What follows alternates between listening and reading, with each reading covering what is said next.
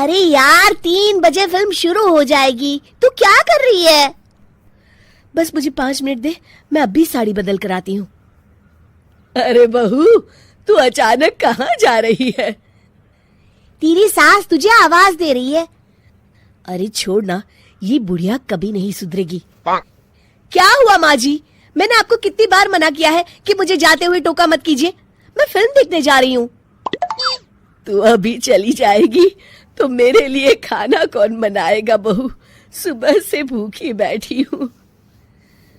अरे माँ जी, आप कौन सा घर का काम करती हो जो आपको भूख लगी है?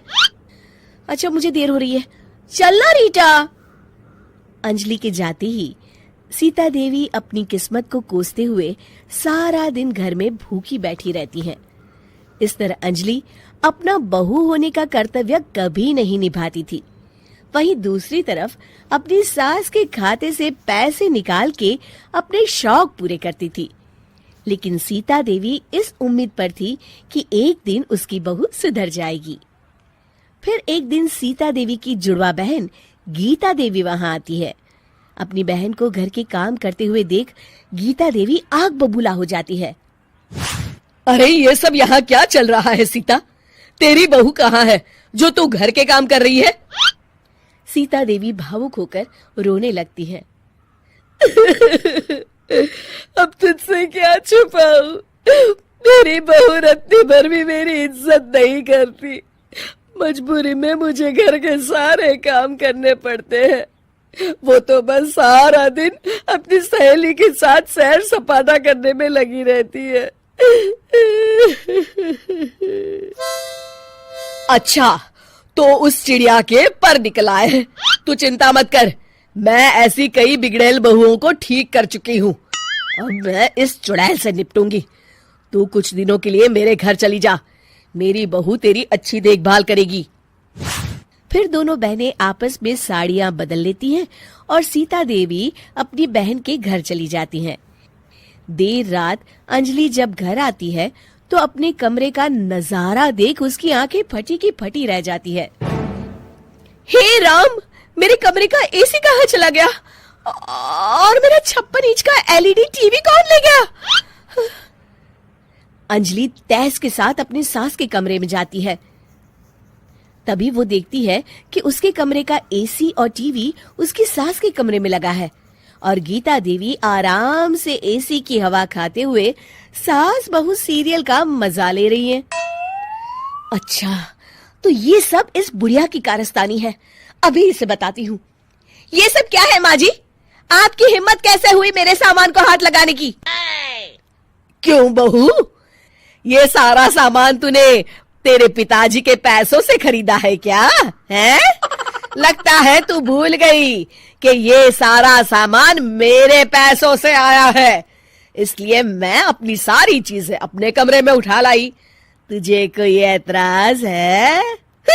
चल जा यहाँ से, सीरियल का मजा किरकिरा मत कर।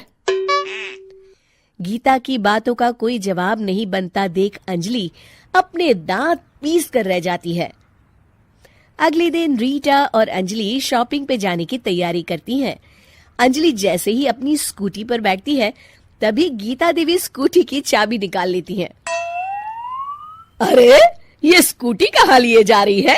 ये भी मेरी कमाई की है। माँ जी, ये तो आप हद कर रही हैं।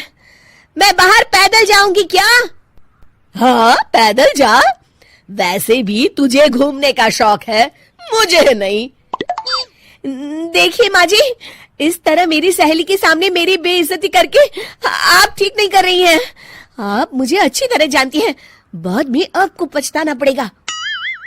अच्छा, तो तू नहीं सुधरने वाली, मेरे ही घर में मुझे ही धमकी दे रही है। तेरी याददाश्त के लिए बता दूं कि ये मकान मेरे नाम पर है। अब तू देख, मैं आज ही अपने बिल्लू वकील को बुलाकर ये सारी जायदाद अनाथालय को दान कर देती हूँ, फिर तुझे एक ढेला भी नहीं मिलेगा। गीता की बातें सुनकर अंजलि के पैरों तले जमीन खिसक जाती है। अरे, अगर तेरी सास ने तुझे अपनी जायदाद से बेदखल कर दिया तब तो तू सड़क पर आ जाएगी। मैं तो कहती हूँ चुपचाप अपनी सास से माफी मांग ले अंजलि। हाँ, तू बिल्कुल सही कहती है, मेरी सास का कोई भरोसा नहीं है।